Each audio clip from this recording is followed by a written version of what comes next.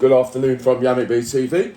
Just as promised, reached Stephen French's front door. I was a bit paranoid over the last couple of days how a man that I was arguing with on the phone would be calling me out to come and meet me in his own home. But this is a story, and I'm going to start by... Well, just before you start, just let me have the floor for a couple of minutes and say a couple of things that I want to get off my chest. The first thing I want to do is say thank you for accepting my invitation to my home. Yeah, thank you for coming down, because there's some cross wires. I wasn't calling you out.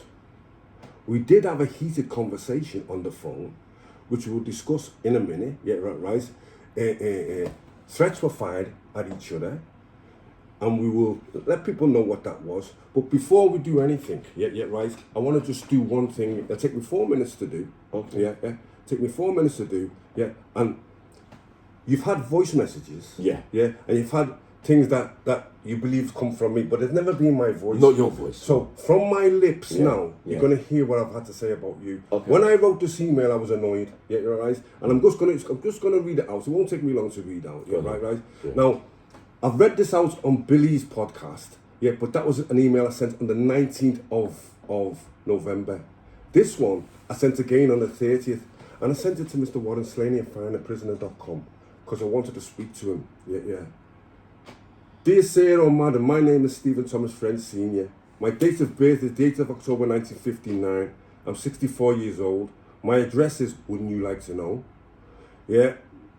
And I am an ex-con. I was released from HMP Preston on the 29th of the 12th, 2016. My prison number is Alpha 4782 Charlie Whiskey. I was Mapper 1, high risk to other men, low risk to women and children, according to my Oasis report.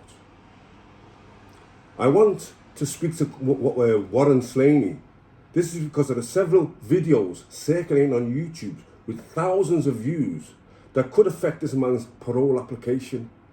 They are being made by a man who claims to be his friend, and this man is Yammy B. These videos are claiming that Mr. Warren Slaney and I had a violent altercation at HMP Long Lawton sometime in the early 90s. After a month-long build-up period, the content creator claims to have a witness, an eyewitness to the fight, who saw the fight with his own eyes. This witness gives the impression that he knows me and he's been in the same jail as me. I state categorically, I've never met this man or had one single conversation with Darren Webster. In the numerous videos, it suggested that there's still bad blood between Warren Slaney and I, with a score to settle. This is completely fictitious, and no such thing has ever happened. I've never met the man Yammy B. I've never met Warren Slaney, in or out of prison. These videos are a complete fantasy made up by a fantasist for clickbait, and it's a disgusting way to treat a friend who's still locked up. But I believe Yammy B is being misled. I'm an ex-con. I have a serious reputation for extreme violence, and I'm deeply concerned that if the parole board gets wind of the bad blood between two very serious violent offenders, such as Mr. Slaney and myself, that it could affect his chances of coming home. And I personally believe that would be a catastrophe and totally unfair to Mr. Warren Slaney, because nothing could be further from the truth. But I don't believe Yammy's a liar. I believe he's being misled.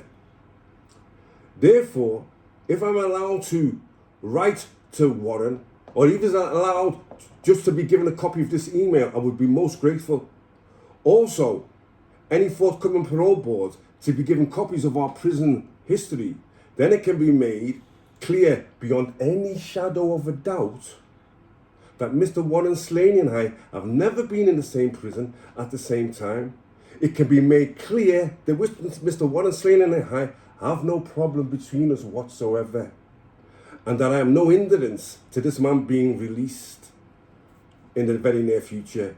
In closing, I know what it's like to be doing jail time if you're an innocent of the crime.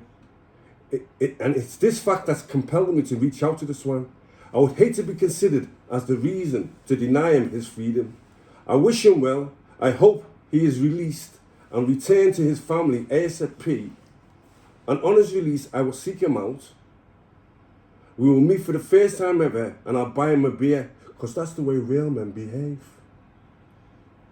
And who knows, we may become friends, because I took the time to make sure he has the best shot of coming home by clarifying any possible misunderstandings before they can take place.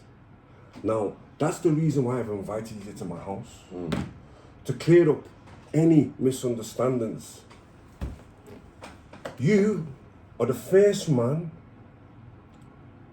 since Paul Wilson stood in front of me, and demanded an apology from me, that's looking in my face, on my manner, defending his corner. You've won my respect by doing that. You've won my respect. And this isn't me attempting to massage your ego. Yeah, right? Because I watched what you had to say. Yeah? And you said you was coming with no violence. And what I've seen about you on your videos, what shines out of you is the truth. Yeah, right? And it was very clear that you believed the story that you'd been told. Yeah, right? And you was just relaying that story. Yeah, right? And we can go further into the issues with Warren Slaney. But one of the reasons why I've also invited you here is I've done a lot of podcasts. Yeah, right? You're the first person who shares my racial identity. Yeah, right? That's interviewed me. And when white racists say they don't like him and my grass, and this and that, doesn't bother me. But when one of my own says, I'm not your cup of tea, that hurt me, Yammy B. Because look at us. I could be your bigger brother. I could be your elder brother. Yeah, but because you've done more time in the Cathay jails, yeah, and this is about prison wars, I'm going to defer to you, and I'm going to call you Uncle Yammy B. And anybody who thinks I'm trying to massage your ego will speak about the heated stuff that we had. Yeah, right. When it could have come to violence. Yeah, right. When we were both ready for violence because our egos were up, or whatever, for whatever reason. Yeah. Because I did say to you, yeah, I could come and kick 10 cans of shite out of you, and then you told me, yeah, you could do that, yeah, but then I'll blast you. Yeah, I'll blast you. Now, I've been told I'm going to get blasted by a lot of people, so I replied to that. Well, what will you do for catching in Tesco's? Like I caught loads of them in Tesco's or Costco's without the firearm and put them to sleep. Yeah, right? That's not me threatening you. That's not me trying to stand over you. I'm here to defend my corner. That's why I've given you my address. And now, I'm going to hand you the floor. And I want you to ask me the nitty gritty. I want you to not hold back on what you want to know about. Yeah, right. Yeah, and what you've heard, and I'll tell you what's true and what's not true. Yeah, right. Because I get a reputation of being a bully, being a liar. Yeah, right. So I have to improve everything.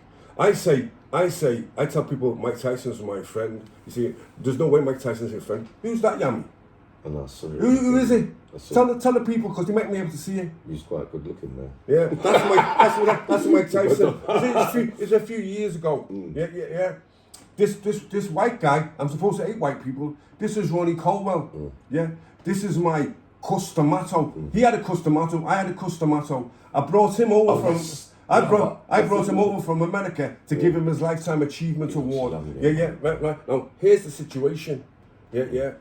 We both talk a lot. So now it's over to you, Yammy. What would you like to know? No, I'm not no ego thing either, big gun. Yeah. Right? But obviously after the heated exchange, what I was thinking was when the conversation finished, I said to you talked about Tesco's. Yeah. And I said to you, I said, I don't think you meant a killer like me because I was in old behaviour mode. Yeah. You said to me, then if that's the case, well, here's my address. Come and see me. So I was thinking that he was leading me into a trap. So I was thinking, there's no way you're going to give me an invite and there's not going to be some fear in there for me to feel. Yeah. So I'm thinking, when I turn up, you're going to done my dance, basically, Yeah. by way of violence. Yes. That's what I was thinking. I understand that. Stephen French. So I said to you, all right then, cool. So when I went up there yesterday morning, I did the first video, but I was still fearful. Yeah. I was thinking, I don't know where I'm really heading to. It could be anywhere, but I'm going to turn up. Because that's how the conversation ended. Yes. Yeah, in the night, I got drunk, and the one thing I apologise about is what I said on the live last night about blaming him for that kind of stuff. Yeah. I still, believe me, I don't want to listen. apologise about the Warren Slade, because podcast world, you've been on them, people come on, they tell stories. I never said I was there, Steve.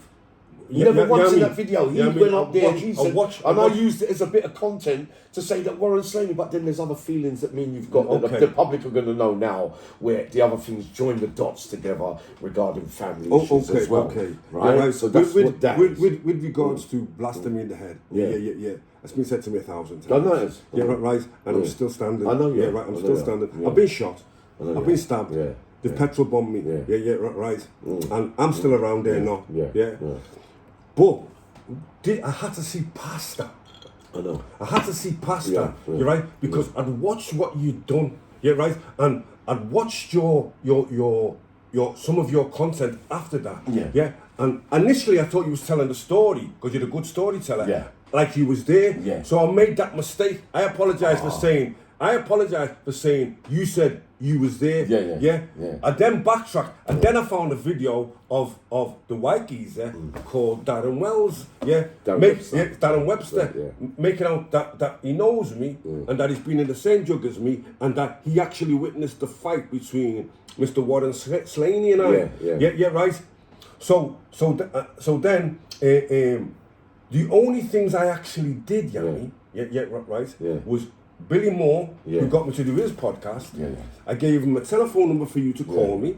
And I asked Billy to see if he could get Warren's prison number. Right. Now, I didn't give you my proper telephone number. No. I gave you the Basher telephone number, and apparently you sent me a message.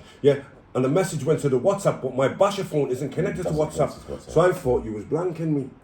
Yeah, right. So why then? I was going to Liverpool. I can't go to Liverpool, Billy. I'm not allowed in Liverpool. Yeah, you're right.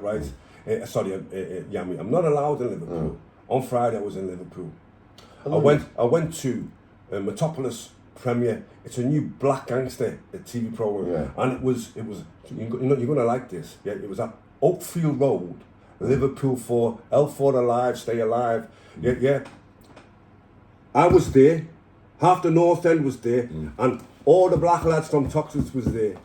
I brought a Hollywood director with me to try and help the people get some funding for the stuff. Jonathan McBride, he did the Butterfly film. Yeah, right. I brought him with me to meet the people because I had an American A-lister with me. Yeah. The papers turned up. Yeah, right. So those in Liverpool that say I can't go there, they'll be able to see it sometime in the Echo this week, with all the black lads getting selfies with me. Yeah, all the white lads getting selfies with me. Yeah. And me being made most welcome in Liverpool because it's absolute tosh. You see, like you've turned up here. Yeah, on your own. Yeah, right. I was told that I couldn't go to Liverpool. Yeah. Last time I went to the match. Yeah, I was in the director's box. Yeah, I got photographed by Sky TV, and I went all over the world. I went to the match on my own. I was with 60,000 Scousers. Yeah. Not a word was said to me. To the man who was playing. It was Jurgen Klopp's first home game. Jurgen Klopp's first home game, and I believe it was either Blackburn Rovers or Bristol Rovers or some bogus team. Yeah, and it was his first home game. Yeah, and I've been dying for Jurgen Klopp to come to Liverpool because I'm a crazy Liverpool supporter. Yeah, crazy, love Liverpool. Yeah, right. Love football. I had season tickets at the Millennium Stadium. Yeah, right. And anytime I can get to go to the match, I go to the match. Yeah. And nobody says jack to me. Yeah, and I'm a lone wolf. I don't travel with a crew. I don't travel with a pack. I travel with my own because I'm secure in who I am. Yeah. Fire away, Yam. Where was you then, to clarify this, in 1991, 1992, or 1993? 1991, April. I got nicked on April Fool's Day. I got nicked on April Fool's Day at Euston Station. Yeah. In London? In London, yeah. And I was arrested for a blackmail. I was attempting to get some money back off somebody. They went to the police. I got it, and I was in Wormwood Scrubs, C-Wing, Wormwood Scrubs. Yeah, on remand from the 1st of April, more or less, till I got £100,000 bail. The Shorties. Which I got moved to TSO 11 remand. The jails were full up. I ended up in Wimbledon Police Station. Yeah. I got bail from Wimbledon Police Station in July. And in that interim period, this story's been told 1,000,001 times. Andrew John was killed, and the person that murdered Andrew John had more reason to kill me. Yeah, he had more reason to shoot me. And the reason why he had more reason to shoot me. Now, Yammy B, I did the James English podcast, and in a lot of comments, Stephen French will put you to sleep. Stephen, you're so boring. Those podcasts were about me defending the allegations of me being a homosexual, of me being a grass, of me being a child rapist, of me being a police informer, of me being a nonce. That was all bringing my evidence to that. So they was dried and stayed. Nobody has had my prison stories because I've been saving them. I've got some memories. Yeah. Listen, no, and from my history. I will ask you, Steve. I've got some prison stories that I'll share with you. But like I said, I'm gonna let you lead this where it goes. But in '91, I was in Wormwood Scrubs. Right. In '92, I was in the West Indies. So what you're telling me, the case of blackmail. Yeah. In '91. Yeah. You never served a sentence for. Never served a sentence for. So you couldn't have been in Long Island. Couldn't be in Long Island. Yeah. Let me explain to you about the blackmail. That's what I'm going to ask you. On the blackmail. Yeah, right. Because these are the dates that I got. So it's connected to a jacking. Yeah. I lost some money in the jacking. Yeah. Then I wanted my money back. Yeah. So I was trying to get my money back, but the person I was trying to get my money back, was supposed to be a player. They weren't a player. They went to the old bill and they were tape recording me, and they were waiting for me when I came down to collect the money. I thought I was coming to collect money. Yeah, and Yammy, it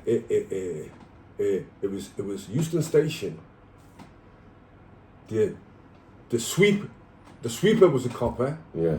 The train attendant was a copper. Yeah. The people on the kiosk was the copper. Yeah, and before it was April Fool's Day. Yeah, and I got nicked like a fool on April Fool's Day. I made my biggest friends on it. Right. Way back and in the day. I went into that. Now, it was a woman. Yeah, you're right. And the woman, she was an African lady. Yeah. And she was doing arranged marriages. Yeah, right. She was getting people to stay in this country by doing arranged marriages. Yeah, right. And she was going to go witness against me. Yeah, right. So my people collected 12 marriage certificates. Yeah. All with their signature on as a witness. Yeah. Sent them to her. I said, come to court, and these are going to the police. Come to court, she goes to the police. This is when I learned out about getting arraigned. Yeah. I had a barrister. I had one barrister called Steve Quinton. Yeah. He said to me, Mr. French, you need to plead guilty to these charges. I said, get the fuck out. Yeah. Then I got another barrister. I said, we want to fight this. He said, okay. Yeah, but there was recordings of me. Telling her what I wanted out of the money. Yeah, right. It's the day of the trial. It's February 92. When the trials. Yeah, I got to answer my £100,000 bail at the Old Bailey. Yeah. Yeah, right. Now, it's before double jeopardy. Yeah, right. So you've got to be arraigned and say not guilty from the dock. Yeah, right. So she's the main witness. The judge says to the prosecution, "Where's the witnesses in this case?" Last time we spoke to Your Honor, we believe she was in Africa, but we were looking for a postponement. Because we want to continue with this trial. My barrister jumps up. Mrs. French has done time on remand. He's always denied these charges. Yeah. regardless of what's on the tapes, yeah, he has the right to cross-examine the witnesses. Yeah, if the witnesses are not here, this case has to be dismissed. The judge looks at me, and he says, Mr. French, I believe you've done these things. Yeah, get in the dock. Yeah. They read the charges out to me. They ask me how I plead. They say not guilty. Yeah. They give me my passport back. Yeah. They give me my Steve Cormish, or Cormish was the barrister's name. I seen him on the way out of the court. The guy that told me to plead guilty. What up? On the top of his head, not guilty. And I went. My dad flew down with me and went on to Trinidad on the Monday or the Tuesday. Yeah. The next time my dad seen me, I'm walking up the hill in Trinidad. What happened, Frenchie? Your son get off. Yeah. And we stayed in the Trinidad Hilton on the executive floor. Yeah. On the executive floor. Yeah. And we had I brought all my West Indian family. Yeah. And we had a massive month-long party. Yeah. These are the stories people don't know. Yeah. Of my gangster flex. Yeah. Because here's the thing, Yammy. Yeah. I'll tell you what's true about me. I've got an ego that could fill America. Listen, I've got an ego that could fill America. Good. Yeah. I'm an arrogant. Was. No, let me get to it. I'm an arrogant man. Yeah. I left my ego and my arrogance in my jail cell. And I learned humility in prison. I've seen a lot of stuff in jail. Yeah. That changed the way I looked at things. Yeah. And when I came out of prison, right, after the rape stuff and that, which we'll get into, when I came out of prison, when I beat the rape charges, I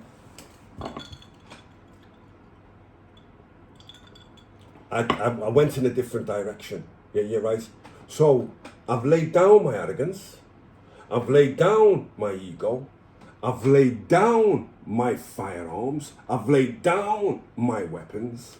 Yeah. Now, the only way I fight my enemies is with civil litigation. I don't go to the police. I can't go to the police ever. Yeah, but if you're chatting shit about me, I'll put you in court. Yeah, slander or defamation. Yeah, you're right. And I'll take whatever little money you've got off you. And I've won 4 or 5 cases already. People chatting shit about me. Yeah, and I don't take them to the courts in Liverpool. I bring them to the Royal Courts of Justice in the Old Bailey, and I represent myself as the litigants in person. Yeah, right. And I get to question them in the dock. Tell your lies from the dock. Yeah, because if you tell lies from the dock and I prove that you're lying, what happens to you? You're dead. You get nicked like Jeffrey Archer. Yeah, right. And I've had plenty of money in compensation over the stuff like that. And here's the interesting thing. Yeah. So we were set on a collision course. We was actually set on a collision course. I could see us colliding when I was of the opinion that you was dodging me. Yeah, right. When I sent the number and I never got the messages. Yeah, right. And you was doubling down on what? After at the end of this interview, you will know isn't the truth. Yeah. You will know that I wasn't in Long Lartin. I don't know Warren Slaney. No. Yeah, right. And I haven't been knocked out by him. No. Yeah, right. You will know that. But the beauty of that is, with them calling me a snitch. Yeah. It's very hard for me to prove that I'm not. I'll come to it. With them calling me a homosexual, it's very hard to prove that I'm not. With them calling me a rapist, it's very hard to prove that I'm not. With them saying I nursed my own 2-month-old daughter, it's very hard for me to prove that I'm not. But if Warren Slaney is half the honourable man that you say he is, when you finally get in touch with him, he's going to say, Stephen who? I've heard for a third party, to be honest, but I haven't spoken to him yet because I've got to deliver a special delivery because I'm messing about with his mail. And when you're in a CSU, you and I know he's got to get his number cleared, my address cleared, before he can add my phone number to his list. And I'll ask him directly. But a third party that's close to me and him, who's in that jail, has said that he said to me, but I don't know if it's true until I ask him, Steve. But the person said that the fight didn't happen. So this is what I'm saying. But forget that for now. Yeah, listen, yeah. Yammy. Yeah, no. Here's the interesting part of that. See, you're only confirming what I know. I know. Listen, right. Now, let me just clear this little tiny bit up. Yeah. I wasn't annoyed at you. Yeah, but the way that it was coming, now I understand because if you don't like people saying untruth about you, you've got to defend the corner. No. But I was thinking, Listen, bro. For 20 years, the skid marks and no marks from Merseyside, I've had my name in the mouth saying that I'm a grass. Yeah. So this is what I would like to say.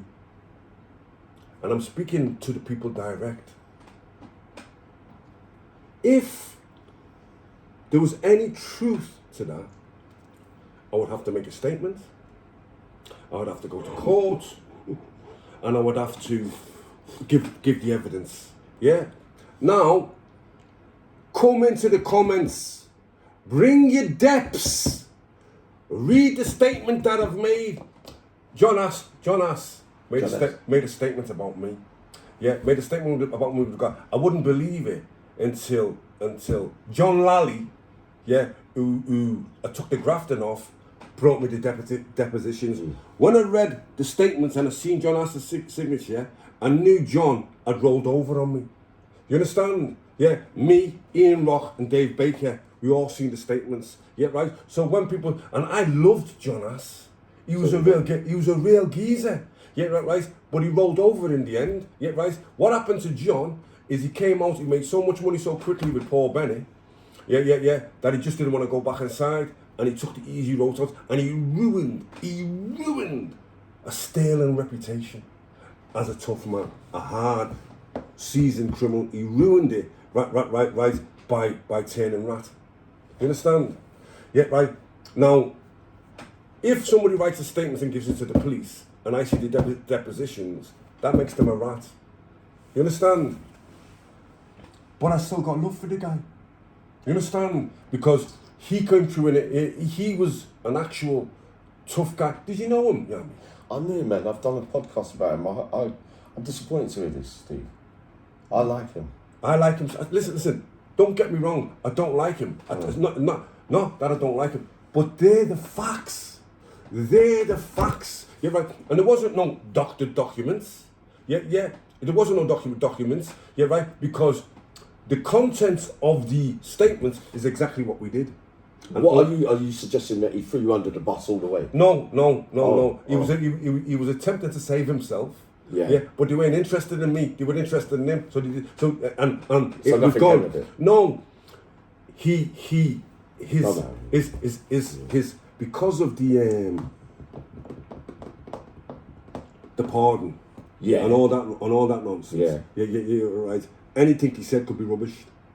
Yeah, right. Because he made these statements. He made that statement. Yeah. So I just say. So where's the weed? Yeah. Where's the weed? Yeah. You're saying I've had 100 keys of weed. Where is it? Yeah. Who did I sell it to? What did it do? Yeah, right. Now, see, because, and then they say, Frenchie, how come he's only done these little sentences? How come he hasn't done a big bit? All the stuff that he's done. Shall I tell you why? Why? Because I'm not a fucking dumb criminal. You understand? What kind of crimes have we talking about? 2 attempted murders. On people that are involved in crime and not normal civilians? Listen. Easier to get off Listen to me. than normal crimes? Listen to me. Go on then. Listen to me. I call regular people civilian job holders. Yeah. Civilian job holders. Yeah. Are off limits. Yeah. Right. My window cleaner, my milkman. Yeah. Any men that come to my house doing work, my gardener, they all love me. The reason why they love me, they get brought in at Christmas time, they get given a drink and they get given a 100 quid tip. Yeah, right? Because I know what it's like to be a civilian goer. The people that I did my stuff to were involved in the game. Now I've changed the game's name from the game to the misery game. Because peddling drugs does nothing but bring misery. Exactly. It brings jail, It brings drug addiction. It brings everything. I was involved in that game, yeah. But I was living in a jungle, yeah, and it was a very strange jungle, Yammy. The sheep were fat, and the lions were thin. So the lions had to feed. I'm a lion. I had to feed on sheep. You understand? Now people want to say, oh, they were vulnerable people, they were this. yeah. People that are involved in the game selling drugs, they're not vulnerable people. You understand? The criminals, and they know what to do. And the people that I was dealing with, and the people that I took from, weren't weak or willy-nilly people. Yeah, they were all white geezers. Because I was anti-white, I was anti-police, and I was anti-corruption. Yeah, right. When I was a young man, you understand? Because what you've got to remember, Liverpool, the most racist city in Europe with the most racist police force. Not my words, Yammy. Is the words of Lord Gifford, the Gifford Report. Yeah, a parliamentary white paper commissioned by the then Prime Minister, Margaret Thatcher. I'm talking about what this place was like in the 1980s. Yes. And they had the foot on Negroes. You understand? Yeah. When I found out, there's Princess Avenue, and on Princess Avenue, you've got Princess Avenue and Princess Boulevard, and there used to be a bend called Wardy's Bend. It was called Wardy's Bend because there was a big statue of a drug dealer called Mr. Ward, a slave trader called Mr. Ward. Yeah, right. Do you remember the 2000 Cortinas, my 2008 Cortinas? Yeah, I put a chain around that and pulled that down and drove it and dragged it till it was all broken. Forget about Black Lives Matter. I was pulling statues down in the 80s. Yeah, when I found out about Bow Street being named after slave traders, but Connolly Street being there, yeah, that affected me. I became anti-white. You understand? Because, okay, I don't want to alienate any white people because I've got a lot of white brothers. Yeah. There's me. I've showed you my family wall over there with me white people on there. Yeah, right. Because I love my brothers. Yeah.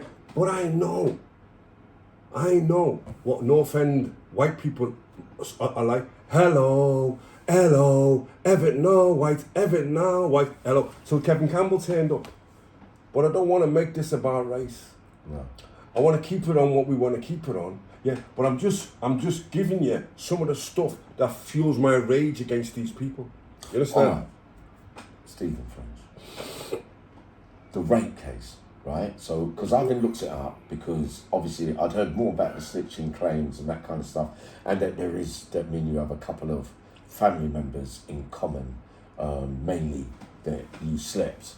We had a fling or relationship while I was away all them years ago with one of my stepsisters in Wales. I didn't know that. I knew that a long time ago, sorry. Yeah. But my reasoning behind one and the other relationship was something in contrasting different things. What I want to ask you about to clear the air today, because it's a big claim and it's a big allegation, is that I heard when he was in Bolton that you walked onto B-Wing with a rape charge.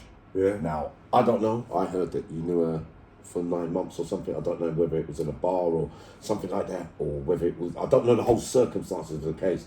All I know is you didn't get convicted. Can you shed light on the story that I heard that you went on the exercise yard, or you went somewhere else and they all put it on you? Okay. Or something happened in there? Okay. So, this is a complicated story. Yeah, right?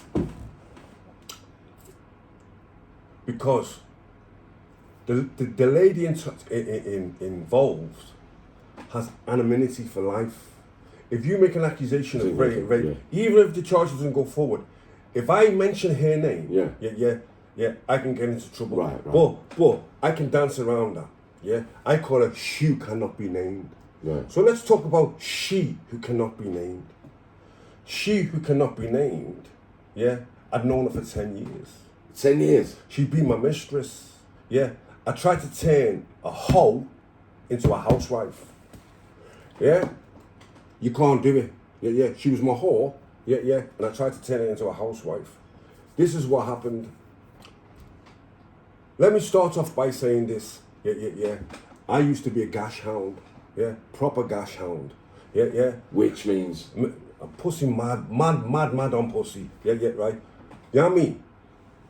You think hoe and what housewife are the right words to use? Listen to this. I've had more pussy than a bass player in a rock and roll band. Yeah, listen. I'm talking hundreds and hundreds and hundreds. You understand? Yeah, maybe even 1,000. Yeah, of women that I've bedded. Yeah, over the years. Yeah, I've no problems getting females. I'm tall, I'm dark, and I'm reasonably handsome. Yeah. So I was married to a wonderful girl. Yeah, right. And I was a great provider. I was a tremendous father, but I was a lousy husband. Yeah. I was a lousy husband, and I was forever, ever cheating on her. And she caught me so many times, yeah, and she forgave me every time. But I was trying to practice a policy of rigorous honesty, and the only person I was always lying to was my wife. The relationship had broken down. She lived upstairs, my wife. Yeah. I lived downstairs, and I was staying in the house till my daughter, Abby, was 17 and went to university. She was 17. She was 17. I wish she was mine. She left private school, privately educated. She went to university in October 2012. In November 2012, I'm in Lee Green, in South London. Yeah. Because my plan was always to get out of Liverpool. It's a cesspit. My plan was always, so I came to London the first time in 2012.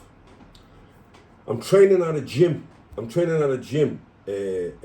the Trojan Gym. Julius Francis, the black guy that fought Mike Tyson, used to take me on the pads. Yeah. I'm training for the fight at the Troxy. I'm 53 years of age. Listen. I'm having a fight with a kid called Rocky. Yeah. He's 30 years of age. He's 7-0. But I'm doing the anti-gun stuff. Gloves, not guns. Gyms, not gangs. A dojo class instead of class A drugs. Yeah. But I'm putting it on the line. Yeah. I'm saying just get in the ring and have a fight. But I'm going to do it at 53. Yeah, right. The kid that owns the gym is a kid called Danny. Every fighter gets a hiding. Carl Lithgow, the kid's name was. Carl Lithgow. Yeah. He was a ranked British heavyweight. They brought him down to spar with me. Yeah. They brought him down to spar with me. We were going to do 3 rounds. And he knocked the granny out of me. Yeah. He did everything to me. How young was he though? He was 28, I was 53. Listen. Mike Tyson told me, Frenchie, every fighter gets an hiding. So I said to Mike, who give you your hiding, Mike? Mike said, Lennox Lewis give me my hiding. In Memphis, Tennessee. So guess what? You saw that. I was there. Yeah, but he was older by then. Yeah. Listen to me. I like little Listen. The points I'm making to you. Everybody get beaten sometime. I'm telling you when I had it, when somebody gave me a hiding. Yeah. I'm telling you, I can't admit when I get beat. Yeah. Julius Francis was there. Yeah. The gym was Trojan Gym. It was 2012. Carl Lithgow, I think his name was, Carl something or the other. He was a ranked heavyweight and he bashed me for 3 rounds. Yeah. Give me a cut across my face like that. Yeah. Stretch my neck muscles with a right hook. Never been hit that hard in my life. But he never knocked me out. Yeah. That's when I knew a 52-year-old man can't fight with a young fighter. Yeah, right. But he was 28 and he was British ranked heavyweight. Yeah. That was when I had my hiding. I've had a hiding, and that's the only hiding I've had. You're telling me, Big Dog, you don't. What about street fights? Never been knocked out. Okay. Because I've got 3 that I've got to ask you about. Yes. Yeah. Yes. I've been knocked out twice. Yeah. I've been knocked out twice. This is my prison diary. Oh, God, I recognise. Yeah. Right. This is my prison diary. That's when my boy died, the 10th of April, and Dave Baker, R.I.P. 1 second. Yeah. HMP Liverpool, first attack, 6 officers, HMP Liverpool. Second attack, 3 officers. Then we move to third attack, Tornado Squad, 22nd of the 3rd, 2016. B-Wing, HMP Liverpool. Yeah, in the morning. For the rape case. This is 213. We'll get to the rape stuff. Yeah, right. How did it end? Just so we clear it all. Right. The rape case. Yeah. So Okay. you've got Okay. let me finish. How it. long? So we get out that. Okay. I'll just ask. Let's go back to the rape thing. Yeah. So okay. So I've left my wife. Right. Yeah, right. So now, if you look online, Yeah. Dr. Dre has just paid his wife 100 million. Yeah, right. And he said he's been the freest he's ever been. He's got nobody telling him, where are you? What are you doing? What are you going? Yeah. I was the freest I was ever been. Yeah. So I'm seeing any girl I want to see, and I'm telling them, don't put your hooks into me. Yeah. This is all about fun. Yeah, I'm still doing cocaine at that time. Yeah, right. So you can have the champagne, you can have the cocaine, we'll have sex. Yeah, but you're not my girlfriend. I don't have a girlfriend. And that's how I was having it. Yeah, right. And I did that for about 18 months. Then that became soulless. That became kind of soulless. And I was hankering for family life again. Yeah. No. So I'm doing that. Then I've come up to Liverpool. Yeah, I've come to Liverpool to get cortisone injections for the fight that I'm telling you that I was having. Yeah, right. Because I've got bad knees and I needed cortisone injections. Yeah. There's a kid, and I can call his name, Paul Smith. Yeah, right. I'm running a massive commercial debt recovery. Yeah, we've got executive office in Water Street in London, which is the money end of town. Yeah, they hated me being at that end of town. Yeah, right. I've got all the executive office on the ground floor. I've got 20 phones going. Yeah, for debt recoveries. I'm working at no recovery, no fee. Yeah, but if you want to jump the queue and get me on the first date, my expenses are £500 a day for me and £500 a day for my partner. So you can jump the queue if you pay us £1,000 a day. I had clients queuing up for me. Yeah, right. Because commercial debt recovery is legitimate taxing if you've got the paperwork. If you've got the paperwork. He get a kid to come and work for me. He misconstrues this as me being scared of him because I pay him the 1,500 quid he owes. I say to him, I'm having a fight in the Troxy. Come down, I'll knock Rocky out. You get in the ring then and I'll knock you out. Yeah, right. He says, no, I'm going to end you. Yeah. And I'm going to burn you. I'll attack your daughter. Because these new criminals, they threaten your family. Yeah, right. I'll attack your daughter and I'll attack your sister. Yammy, I bust wide open. I was getting it from all sides. Getting the threats from, I'm doing the anti-gun stuff, and I bust wide open. Yeah. And like you got excited when I done that, and always came back. Always came back. Yammy, may God take me here and now. I decided I was going to kill him. Yeah, right. But I wasn't going to kill him and try and get away with it. I was fed up of all the bollocks. So I was just going to behead him. I know what that feels. I was going to behead him, take his head to the counter in the jail and go, yeah, you've got me now, lock me up. Yeah, that was what the cocaine had in my mind thinking. I'm in Callan's, which is a military store on Dale Street. I'm in Callan's, it's a military store on Dale Street. And it's all leading to your question. It's all coming to it. It's all coming to it. It's all coming to it. Because I can see it's all coming to it. Don't worry, it's all related. So I'm in Callan's. Yeah, right. Now you can see me samurai up there. Yeah. I'm not a gunman. I'm a knife man. Yeah. Blades and swords. Yeah. Was. Yeah. Right. So I've bought this chopper. Yeah, to do the job. Yeah, and I've got it. But as I'm looking on the counter, yeah, I'm having this inner voice: "Thou shalt not kill. Thou shalt not kill." And I see this Sega. It's a fake piece, but it looks like a real piece. And I have a moment of inspiration. I'm going to pistol whip this punk. I'm not going to kill him. He's telling me he won't fight me. I'm going to show him some real gangster shit. Yeah. We comes into our offices. I pull the thing out on him. Yeah, he thinks it's fucking real. I said, you stupid cunt. What am? Yeah. Cracks his head open. He goes to hospital and I go to jail. And this is how I went to jail. As I've cracked him on the head, he's fled out the door. I've run after him. My blood's up now, Yammy. I've seen blood. I want more blood. So I've run out. But I've got this thing in my hand. I'm now on camera.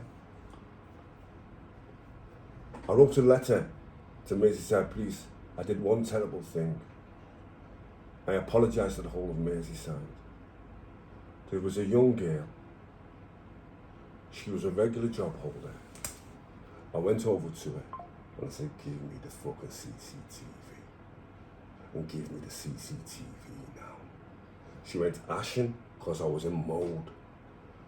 She went pale. She was terrorised. She said, Stephen, I would, but it's kept at a separate location. That's when I knew I was going to prison. I walked away and I threw the things I threw the things in the Mersey, but this is the bad thing about being well known. An off-duty copper seen me and just marked the spot. Yeah. Helicopter, everything come. One of my daughter's friends is working in the call centre. It's coming over the radio. Permission to shoot, Stephen French is on, permission to shoot. They wanted to kill me. But he's already said he's threw the guns away. Yeah, right. So they've come to me on the front. I said, go fuck yourself on the front. I've got nothing. You've got me. Okay, let me get in the van. Gets in the van. First couple says to me, anti-gun campaign on my ass. I said, I'm going to prison. Yeah. He's gone to hospital. Yeah. And guess what, Yammy? Tell me. My sister and my daughter, safe as houses. Because Daddy protected them. Yeah. And I went to jail happy. Now, we're arriving at HMP Liverpool. Date, time and stamp, March 2013. B-Wing, reception wing. I'm on the 4s. Yeah, all the chatter, like with John Ass, wait till he gets here. The grass is getting fucked. All the screws are coming to me saying to me when I'm coming in, you're getting it in this jail. Oh, everybody's waiting for you in this jail. Those that were there know this took place. I come out on the 4s. Any fucker in this jail wants it with me. Here I am. I'll have it with any one of yous. Now, Yammy, What? you could have heard a pin drop. Never said nothing. You could have 250 men, you know, Yammy. I was like Achilles in Troy. I know what it's like. I was like Achilles in the film of Troy. Is there anybody else? Yeah. They question my valor and they question my honour. Though B-Wing, 213 March. If you was there, you saw it. Come in the comments and admit it. Come in the comments and back up what I'm saying. I don't tell lies. I threatened 250 man and nobody took me up on it. I got threatened. I'm on a rape. So I know it makes it more difficult. Listen. No, listen, that's a pistol whipping. Yeah. Yeah. So here the coup now. Here the coup. Listen to me. Here the coup. I get 6 for the fake piece. Yeah. I get 6 for the fake piece. I get 2 off for me guilty plea. 4. So I'm down to 4, and I do 2, and I've got I do 2, and I've got 2 to do on license. So we're 212. So now I come out 215. The allegation of rape. Where did you go? Listen, the allegation of rape is coming now. Oh. Yeah, I'm now on license. Yeah. Yeah, right. Oh. I'm now out 215. I've been doing all my stuff. Yeah. I'm out of jail now. I'm now. Here's the interesting part. Yeah, I'm now a hypocrite because I'm an anti-gun campaigner that's pistol whipped somebody. But what people don't know is I want you to take a picture of the certificate that was given to me by my martial arts brothers. Mm-hmm. Yeah, right. And what they give me that certificate for is for defending my family in the old ways. There's too many men that won't defend the weak. Yeah, there's too many men that won't defend the families. I defended my sister and my daughters was threatened. So I pistol whipped some punk, Liverpool City Centre. He went to hospital and I went to jail. His name was Paul Smith, big steroid Irish kid monster. Yeah, right. These things are recorded for posterity. These things are for forever. If I'm lying, I'll be exposed as a liar. Yeah, right. This is the truth, Yammy. These are the facts. Yeah, right. And it's all in the paper. Stephen French, anti-gun campaign, blah, blah. And I got slaughtered. Rightly so. Yeah, you're right. Yeah, right. But then I've terrorised everybody in the prison. Yeah. I used to go to the gym. Yeah. 3 times a week. And church on Sundays. Yeah. Church every Sunday. Yeah, right. Do you know a kid called Sam Cole? Funny enough, I was going to ask you about that because I heard that there was something happened way back in the day. No, this is in 212. This is in Walton. I don't know how it went. He sees me, and we're in the gym pass, and he sees me, and he shouts, "Frenchie!" But he shouts it in a really gruff, aggressive way. Yeah. And I look at him, and I don't really know him. Yeah, I don't really know him. But I think, then I recognise who he is. Yeah, right? So then I'm walking over to him, and he's walking over to me, and the place has gone quiet. You think it's going to go off. Yeah. As we meet, This is why you're on recall for the... No, this is the Before sentence, on the sentence. 4. Yeah. This is after. This is the 4 one. The 4. Yeah. So we meet each other and we embrace. The reason why we embrace is Ian Rock's a friend of mine who was a friend of his, and I did some favours for his wife with pay slips. Yeah. She needed a job. I got her a job. We did.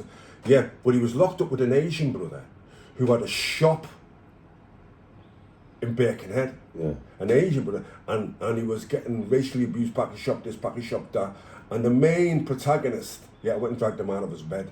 Sam sent the messages out.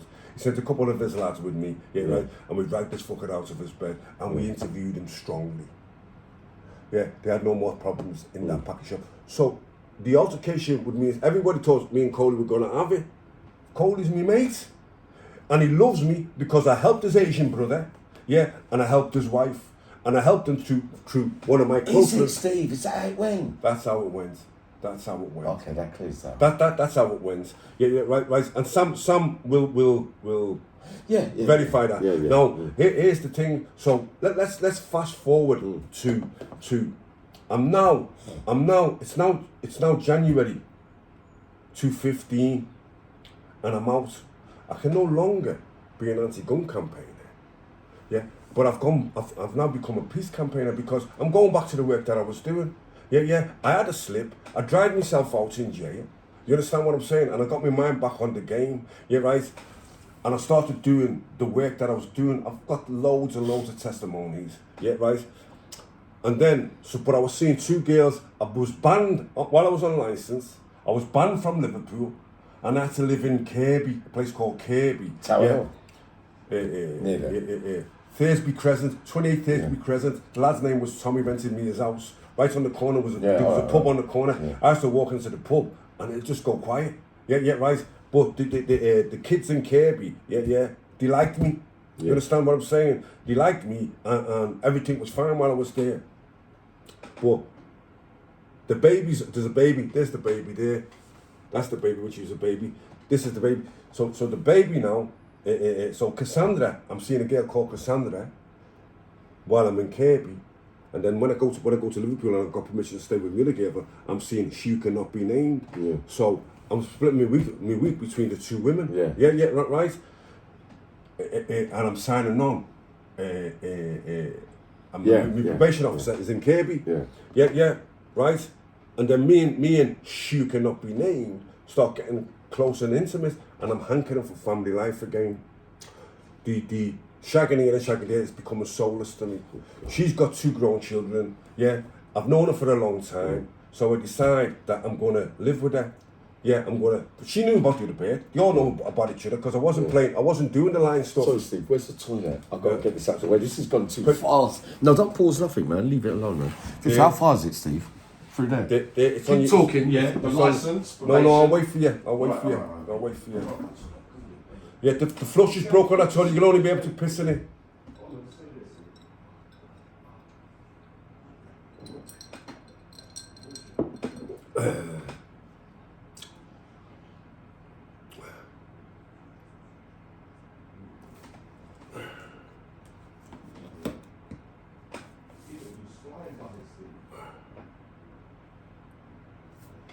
The flush is not working. Just piss in the toilet, I'll fix it after. I like it off the show, Steve. Yeah, man.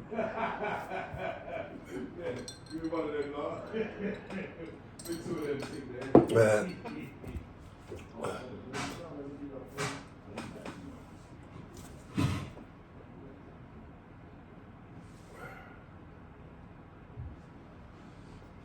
Yes, Steve.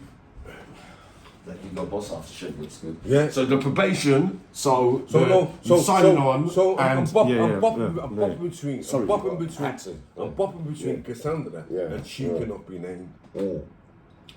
So we're now summer 2015. Yeah, I'm 6 months. I'm 6 months into my license. I've got 18 months left on my license. Yeah. I've done the 2, and I'm doing my 2 years license, and they're giving me a hard time. They got me signing on every week. Yeah. People are getting shot at the probation office. Yeah, right. And people are trying to wait for me at probation. Yeah, right. And I'm having to go to probation with things on me. You understand what I'm saying? And they know the police they just wanted me back in jail. Anyway, long story short, I finished with Cassandra. Yeah. And I take She Cannot Be Named to live with me. Yeah, right. In one of my properties. And 2 grown-up children. Yeah. And I say to her, but there's 2 conditions to us living together. Yeah. No weed, no cocaine, no drugs. You're giving up the drugs. Yeah, right. And we're gonna have a nice family life. I'm going to work. Yeah. I can't have the police coming here smelling weed or doing anything because I'm recalled. Yeah. And I will if my probation officers come to the house and they smell weed in the house, I'm getting recalled. They're gonna recall me for anything because they want to. You understand? So that's what I'm doing. Cassandra phoned me up and she says she's pregnant with this baby. Yeah. She says she's pregnant with this baby and that it's my baby. She Cannot Be Named is doing tarot cards. And she's doing the tarot cards. And it just keeps saying pregnancy. I used to think tarot cards were bullshit, but it just keeps saying pregnancy. She's a bit of a psychic, this girl. She goes, there's 2 pregnancies. And I know what she doesn't know. So I told her. So, rigorous honesty, bro. I'm starting now to speak to a girl in London about rigorous honesty. Yeah. And she's giving me, and I don't want to be a liar. I want to be honest with this woman. So I said to her, the girl that I was seeing up in Kirby, she's pregnant, and she's saying it's my baby. She says, okay. Well, that's easy sorted out. We get an abortion. So I say, okay.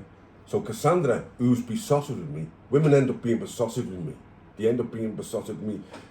Cassandra's besotted with me, taking photographs of me when I'm asleep. That's how they naked photographs of me are online. She used to photograph me when I was a kid. I wish they'd all be besotted with me. Right.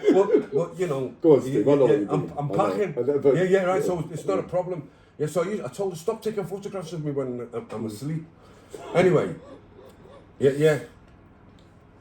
So it's 2:15. Let's move to October. Yeah, right. This Abby, this little baby here now. Yeah. She's now 23. She's now 23. Is she? She's no. In 2:15, she's 20. 2:15. Yeah. She takes me for my birthday meal in Manchester. Mm-hmm. And she says to me, Dad, we were using protection, me and my boyfriend. Something's happened with the condom, and I'm pregnant. Yeah, right? I said, you're in your 2nd year of university, love. She goes, Dad, it's my life. I'm having the baby. Yeah, we're not getting married. Yeah, and I'm telling you what's happening because you're my dad. Yeah. So, after the initial disappointment, I was absolutely delighted to be having my first grandchild. Yeah, right. So now, the big bad wicked devil Frenchman has a crisis of conscience. How can I be on the one hand celebrating the birth of my granddaughter and on the other hand attempting to abort a baby that might be mine? 100%. I couldn't do it, and I've got the recordings to prove it because Cassandra phoned me. She records all the calls, and when I'm saying to her, I say to her, I've changed my mind. Have the baby. When the baby's born, if it's my baby, the baby's sorted. Don't worry about it. This is the mistake I made, Yammy. I allowed her, who cannot be named, to believe the abortion was still going ahead in October. Miss with no name. She with no name. I Yeah, allowed her to believe that the abortion was still going ahead. This was me thinking, Yammy. This bird, Cassandra, was seen in a couple of other. She was on what's that thing? Plentyoffish.com. So she's getting fucked off with the people. Yeah, you know. So I'm in the frame. Don't get me wrong. I'm in the frame because I've been fucking her. No. Yeah, right. But it's a look of the draw who the daddy is. Yeah, right. So I'm thinking to myself, well, it won't be my baby. Yeah. So no harm, no foul. So I don't tell her. But that gets us to Christmas 2/15 and January 2/15. Somebody phones her up in January 2/15, she cannot be named, and they say to her, Cassandra's still having the baby, Stephen's standing by her, and you're a soft cunt for living with him. Puts the phone down. One of my enemies. Yeah. She goes ballistic. Yeah. But I won't talk to her about it. Yeah, I take my dad's philosophy when a woman's kicking off. I read the paper and crack the paper because I'm not arguing with a bird. No. Yeah, I'm not doing that. Yeah. That's on the 16th of January 2016. She gets the phone call. It was a Sunday. Yeah. On the Monday, right, I'm getting up early in the morning, going to work and coming back when she's asleep because I've realised I've made a mistake with this girl. Yeah, I've realised I'm living with this girl. And you just don't know which way it's going to turn out. No. I'm getting ready to leave. Yeah. And I've got records when I'm speaking to Cassandra saying, she can't, I told her she's got to give up drugs. I threw her weed in the bin. Me and Carmen, mate, went to bed, work. We forgot my phone. I drove back and she's in the rubbish. Look, and I'm looking at her. Going through this rubbish looking for the drugs. And I'm thinking, who the fuck am I with here? And I'm living with her like she's my missus. I thought, oh man, I've made such a... And it was just hankering after family life. So anyway, she's now trying to goad me into an argument. But she's getting the old West Indian. Yeah. Her son's upstairs, he's visiting us from Dubai. Me and her are in the house. Yeah.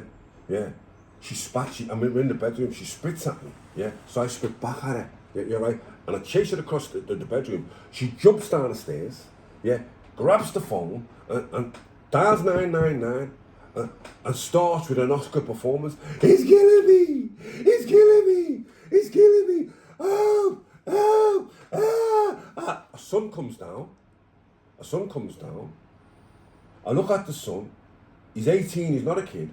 I say to him, if you don't stop your mum trying to stitch me up, yeah, because when she jumped down the stairs, she says, I'm getting you recalled. Yeah. She goes, he says, I said, if you don't stop your mum trying to stitch me up, I'll take it up with you and all the men in your family. That's what's been interpreted as a threat to kill. Yeah, right. I'll take it up with you and all the men in your family. Yeah. She slams the phone down then and goes, that's it, we've got him, threats on tape, we've got him. It's a 999 call. She slammed the phone down. So I know the old bill's on the way. You understand what I'm saying? Yeah. It was the same as I had skylights like that.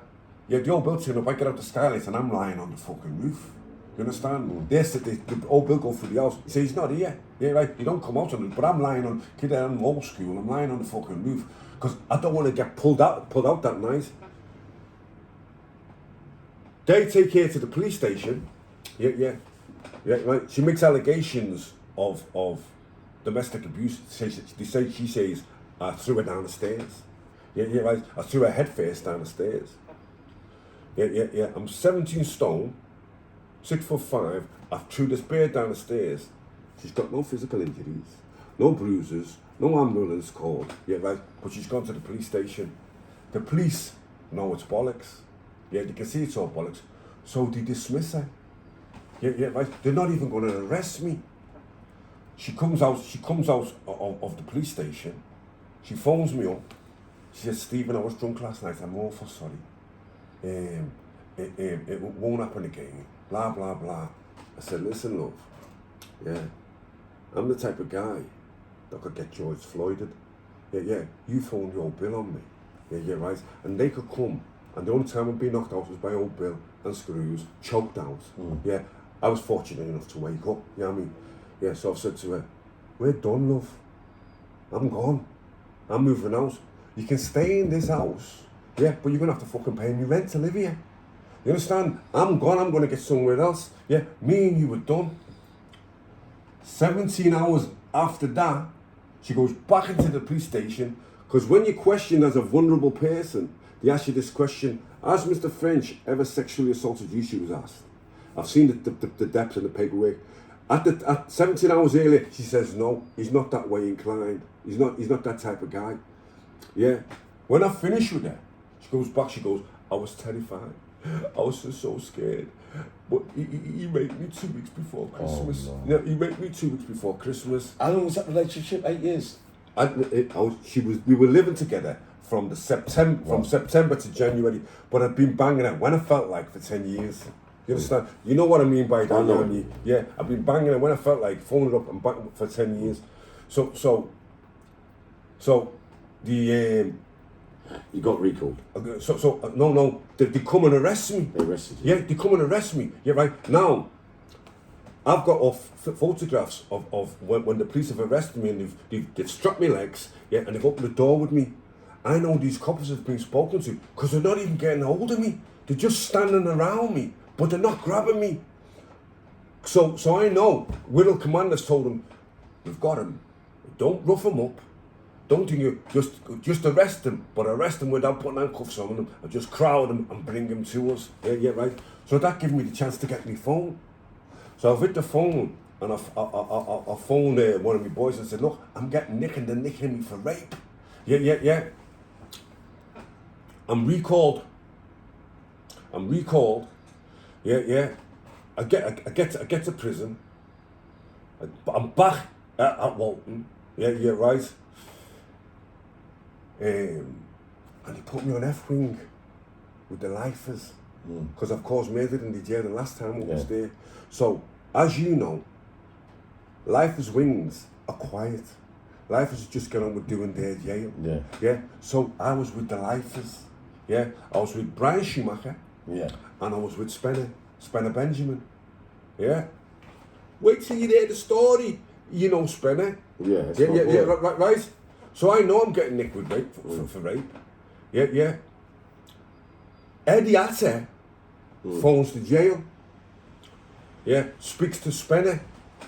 Says to Spencer, "Frenchie's finished. Yeah. He's raped that bird, and they're going to turn him into the next Jimmy Savile." Listen. Oh, no. They're going to come out the woodwork for him, all the birds that he's had. Spencer comes back to me and goes to me, "Spencer, they're saying that you're in here for rape." I said, "Yeah, that's right. I'm accused of rape." Listen, he goes. He says to me, "Well, it's broke now. Yeah. It's all over the jail. You're gonna have to go on the fucking numbers." I said, listen. I said to him, "Are you having a laugh?" Yeah, are you having a laugh? No. Yeah. I haven't raped nobody, mate, and I ain't going nowhere with any bacons. Yeah. I'm staying in general population. Yeah. It was hot in Liverpool. Yeah, right. But here's the thing. There was an Evertonian screw, little Evertonian screw. Yeah, right. And he's being stingy with the fucking food, so I just leaned over and got more food. Yeah, right. Then they came to my pad with the ratchet, with the my pad. So went off with me and them, and I ended up down the block. Yeah. That's when I got tornado squadded. Yeah, right.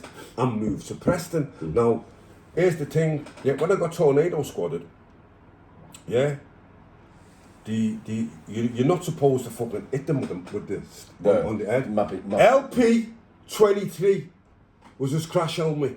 Yeah. Listen, it's morning time, and I hear, and I hear all dogs.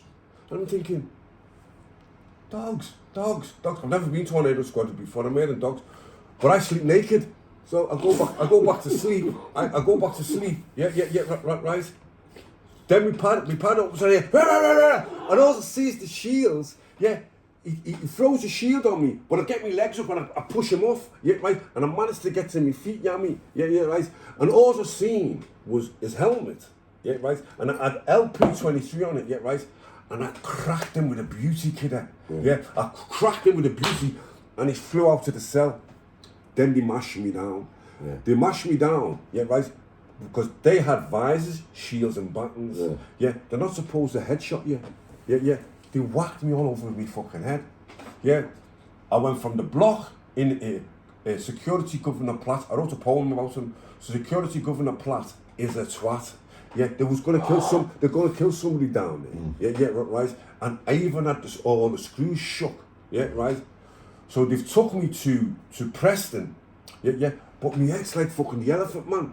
Yeah, right. Now, and I'm like, am I gonna fucking die with a brain injury? Yeah. And look, what does that say? Dave Baker, R.I.P. 1st of January 1963. They left him in his cell, didn't give his medication. He was on his bus for 4 hours. He died in the jail. Is he mixed race? There he is. Did I meet him, Steve? Did you meet him in Long Lartin? I met him in Long Lartin, innit? Doing a 16.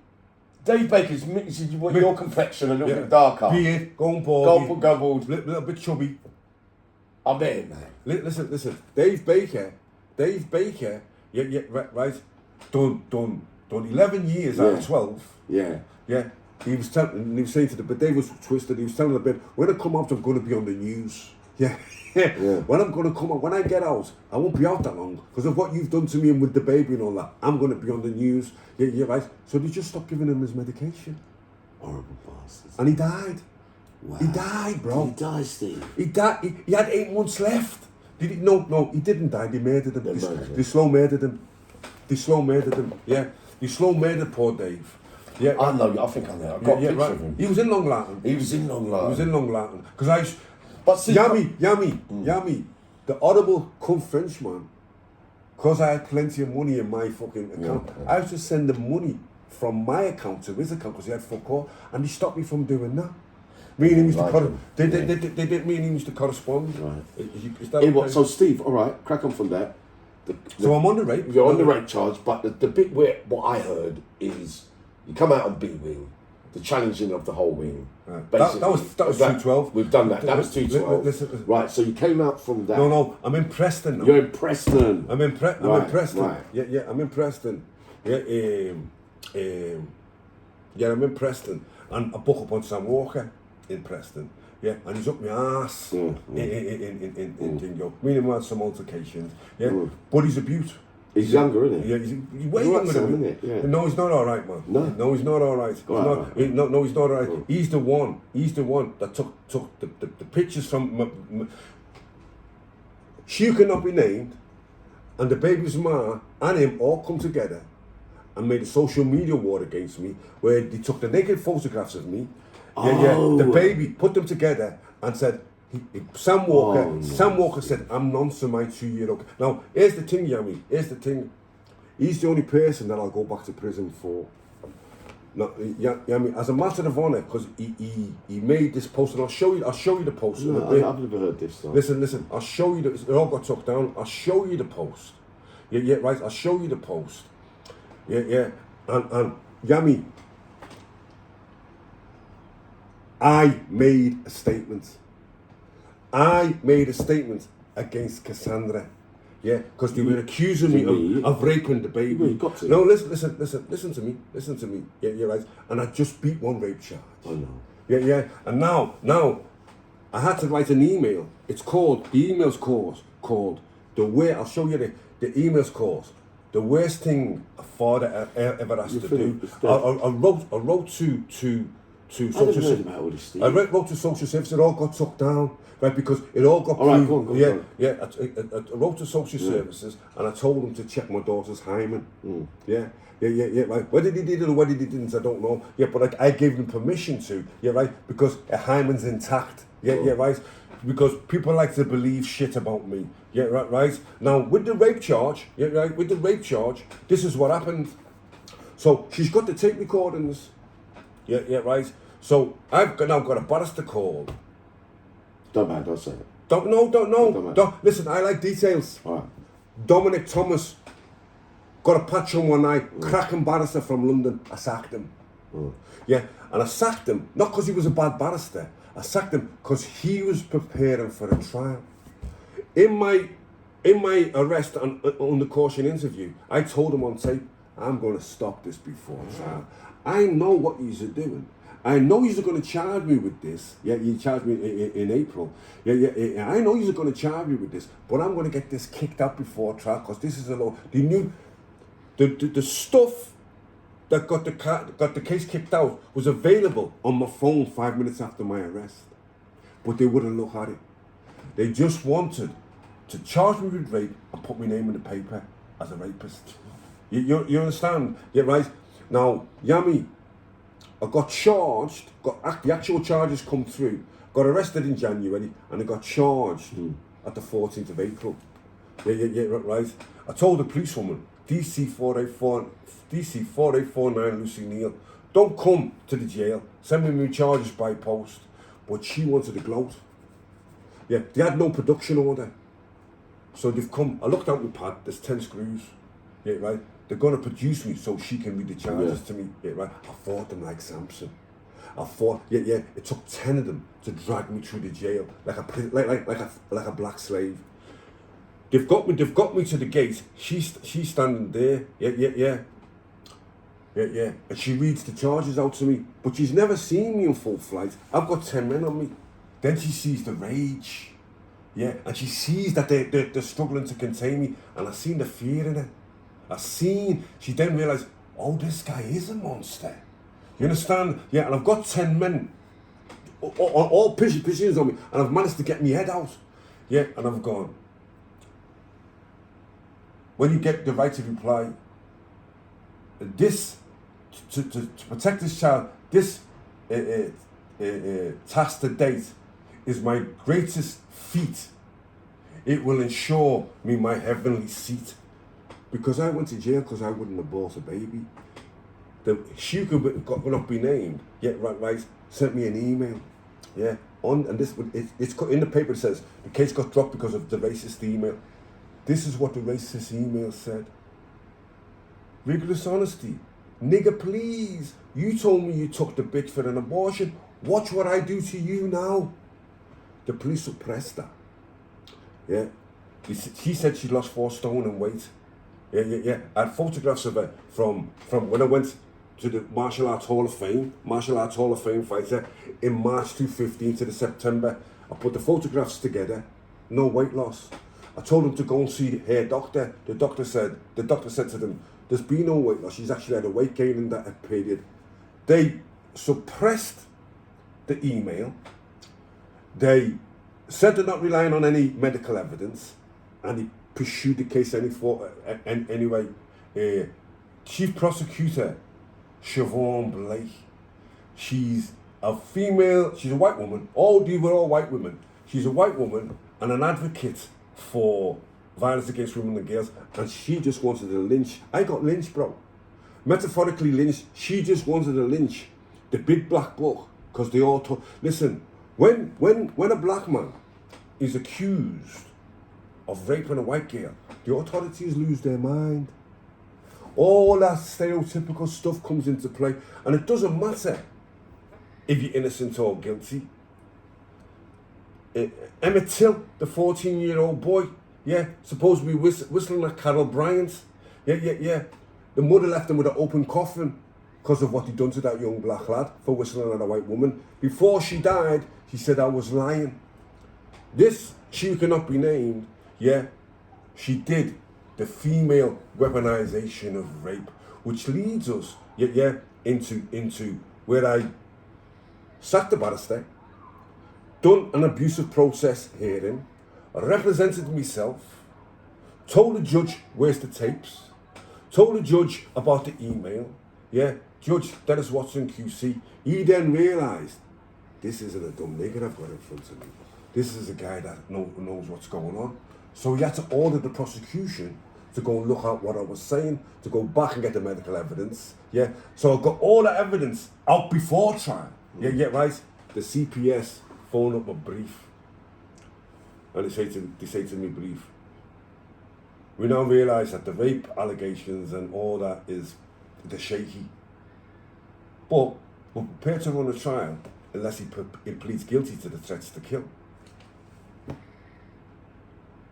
I say to my solicitor,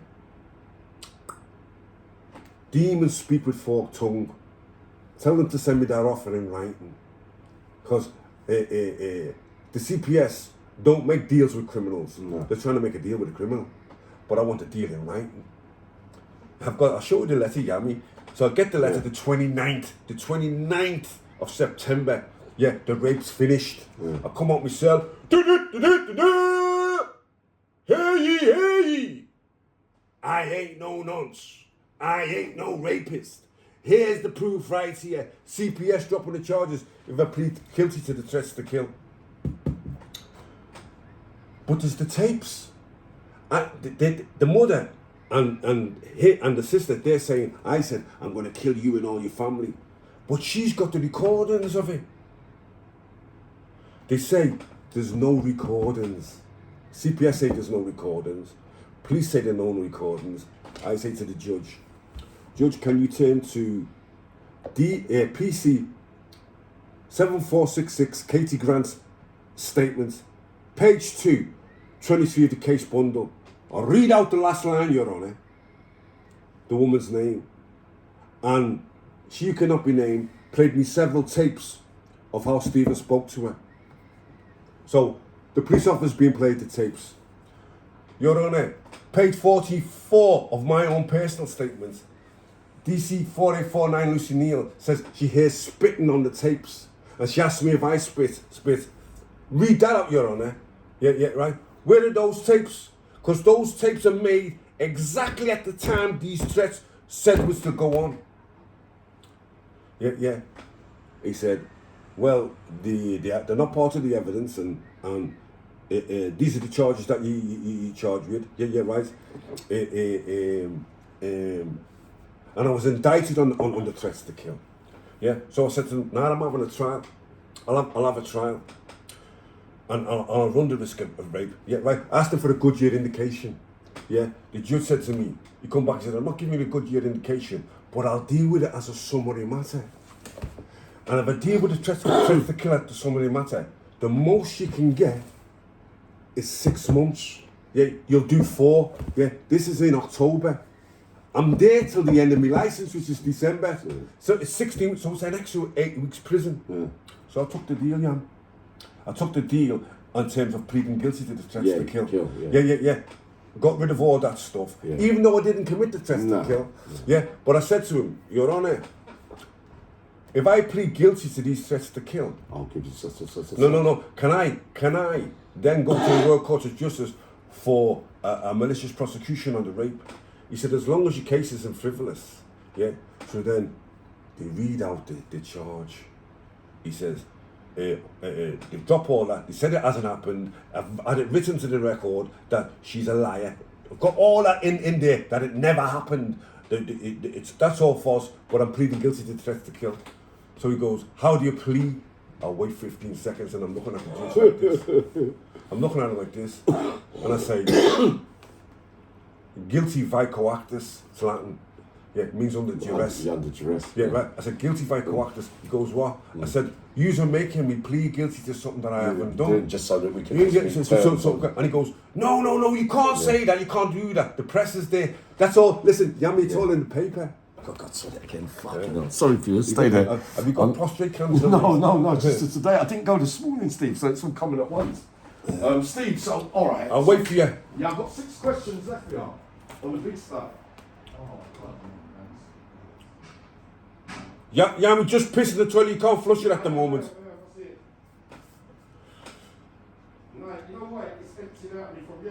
No, they're coming. I've got to have a plumber come in and fix it. He's coming next. He's coming sometime this week.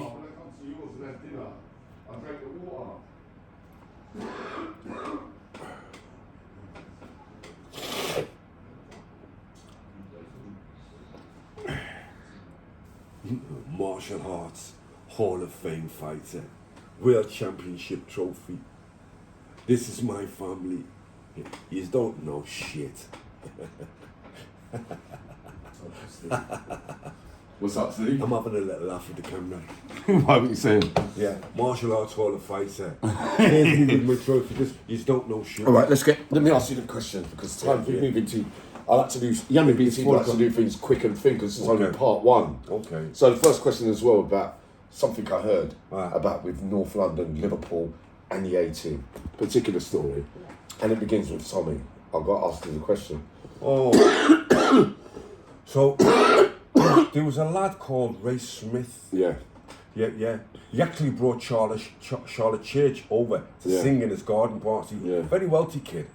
But he made his money by ripping off Asians on properties, taking property deposits off them.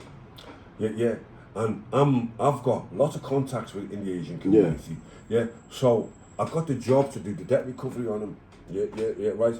So I went to see him, and the first thing he did is go to the police and get an injunction out against me that I couldn't see him. Yeah, right. Now, and then went to the Adamses to say that there's this big crazy black scouser that's pressuring me over money, and he was paying them, or he was with them, and they were going to protect them. Yeah, and a meet was called on. Yeah, with Tommy Adams. Yeah, right. Now, I got a friend called John Ireland. Now, John Ireland... Boxer? Yeah, the boxer. John Ireland is a short white guy. Yeah, right. But he's like Hugh Yammy. Yeah. He knows everybody. Middleman. Yeah. He's a middleman and he's a fixer. He knows all the black lads. Yeah. He knows all the white lads. Yeah, right. And he said, and he guaranteed my safety. Yeah, he said, Stephen, you can go and meet the Adamses. Yeah. I know Tommy. Yeah. Down to London. Nothing's going to go on. Yeah. So I went to London, and Ray Smith was there, Tommy Adams was there, and I was there, and we're downstairs in this like bar place, and me and Tommy are facing each other, and we're both wary, right, of traps. Yeah, because as you know, Yammy, you can say all what you want to say about me, but my reputation precedes me, and people know, that I'm a game rooster. You understand? Yeah, and I will have a go. Yeah. I'm not scared of having a row. Yeah, right. So he's watching me, I'm watching him, and then a light-skinned roadman comes down the stairs dressed with all of paraphernalia, and I think, oh, here's his gunman. Yeah. So I'm looking at Tommy like, but he's giving me the same look. The kid just comes in and orders a lemonade, and it's just by chance. It breaks the laughter, and I thought, I went to 140, he was fucking with you. And he goes, I thought he was with you. I said, well, look, here's the situation. This man's made a lot of money off the Asians, and the first thing he's done, he's gone to the old Bill about me, and then he's come to use it, and Tommy went, oh, Bill? What old Bill? I said, he's got an injunction against me, that I can't even come and speak to him yet, right? He's gone to the High Court to pay for it. Yeah, the police are all over it. He went, what? He said, I was wondering if this mad scouser was coming down here to meet us and take money off one of our people. Go back to Liverpool, and the money that you're after will be in the account by the time you get back there. Isn't it? True story. So true story. And John Allen will verify that. We'll verify that. And that was my interaction with the 18. Right. Not only your interaction though. Yeah. What about the time in Walton then with the little one? Okay, no. Because I was in Walton. No. Explain it. Listen, I'll ask you because I know about that story too. Is it true? Listen. So in 1991, I'm in Wormwood Scrubs. Yeah. And I'm padded up with one of the young nephews. Can't remember his name. Danny. Yeah, he's one of the young nephews, but he's actually connected to the 18. Yeah.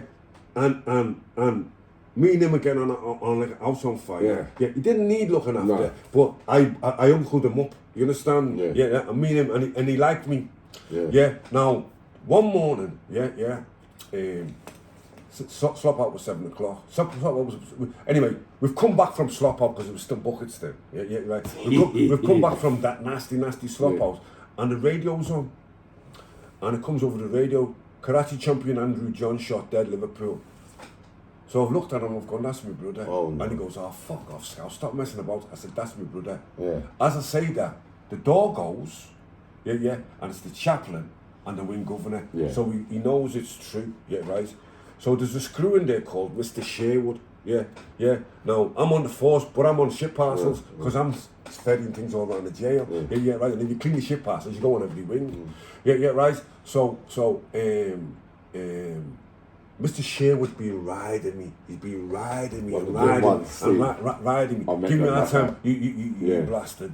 You dishes. So I'm mentioning it. I mentioned it to the young man. I said, I'm gonna do this. No. I'm gonna do this. Because your scouts are down south. I'm gonna have a, no. He's gone to me. There's only one thing that I hate. Where's the Scousers? Listen, there's a lapel badge up. He's got an NF badge, and he goes, Black Scousers. Yeah. You know how it was back then. He was the screw. They were all over the NF there. BNP and all over prison services. They're all screws and police officers. Yeah, right. So he's got it in for me. 2 days go past. He comes to me cell and I think, here it goes. He goes, excuse me, Mr. French. I've been told that I have to apologise to you. I can't be riding you anymore. No. And you'll have no more problems from me. I said, yeah, go ahead, fuck off. And the little Adams kid is sitting on the bed and he's smiling. Turns out, now I don't really know the geography there, but they drink in it's White City and they drink in a pub in White City. Yeah. This kid told his family, their family went and caught hold of him, had a word with him, and said, leave the Black Scouser alone. Yeah. That was it. Yeah. That's another help that I've had off them. You understand? And they respected me and I respected them. Okay, Big Don. Another question. Yeah. A geezer called Frank Frost, and outside a nightclub in Liverpool when he was a doorman way back in the day, both parties said he knocked you out. Okay. Frank Frost. So this is what I'd like you to do. Frank Frost. Yeah,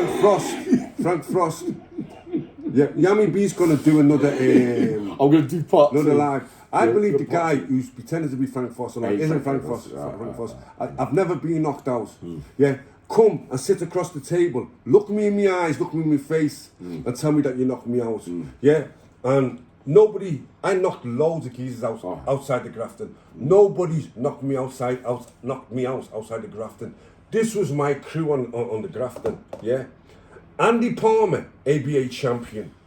Yeah, Brian Schumacher, captain of the ABA, captain of the boxing Olympic boxing team. Right. Jimmy Price, Commonwealth gold medalist. Andy Palmer, ABA heavyweight champion. Andrew John, British karate team. Stephen French, British karate team. Yeah. And Jeff McNeilis and Phil and Jimmy Styles, two heavy hitters from Iton, and we knocked everybody out. Okay. We knocked everybody out. And here's another one. There's a racist family called the Bartons. Yeah. They killed Anthony Walker with an ice axe. Yeah. They came there. I fucked them up bad. Yeah. He threw a punch at me from fucking down south. I ducked. It hit the manager on the face. They all got done. At the Grafton. Because I lost the Grafton through the police. 21 recorded instances of violence, in a 6-month period. Because at that time I just said, hit first, ask questions later, and we were all trained athletes. Yeah. And we had another guy there, a black guy called Benny, and Benny was a little crazy motherfucker. Yeah. Nobody's knocked me outside any nightclub. And if listen. It's just a rumour. I don't know who it was or how it was or anything like that. Don't say, I know who it was. Yeah. I saw them. Yeah. Bring the person. Okay. Bring the person. Okay. Let him get in touch with Yammy B. All right, Stephen French. Through the lines. Yeah, through the lines. And then come and sit like he's sitting with me, like a man. And talk that shit to me face. All right, so Stephen French, what about the stories with Tommy Gilday? I've got to ask you, big man, because I know I met a lot of Liverpool Manx along the years. There were stories about you and Tommy Gilday way back in the day. Quickly again. Okay. Yeah. So Tommy Gilday, yeah, right. Now you got to remember, this is the truth. Yeah, right. You got Southend Liverpool, which is the black and white Catholics. You got North End Liverpool, which is the white Protestants. Right. And never the twain shall meet. Yeah. I set up camp in the North End in the Grafton. Yeah. Because wherever you were saying niggas couldn't go, me as a nigga went to Liverpool. Yeah. You say blacks can't come in here, get off the fucking door. It's my door now, and niggas are coming in here. That's how I had it. Yeah, right. One day, Tommy Gilday and John White, they turn up. Yeah, and it goes off. Yeah. I knocked John White out. I knocked him spark out. Yeah. Tommy Gilday is fighting with Andrew John. Andrew John that died. Yeah. Andrew John is just about starting to overpower him. Yeah, right. Because Tommy Gilday was super strong and could have a row. He wasn't a dickhead. No. Yeah, right. Andy Palmer, would fight with anybody. Yeah. But he didn't like serious violence. Yeah. He didn't like. He could do all that, but when it came to losing a life, when it came to serious violence, he didn't. So he pulled Andrew off. Yeah. He pulled Andrew off Tommy Gilday. Yeah. Tommy Gilday said, "I'll be back." He came to get in the club. He never got in. They had to say, I'll be back. I was working for Mecca Leisure Northwest.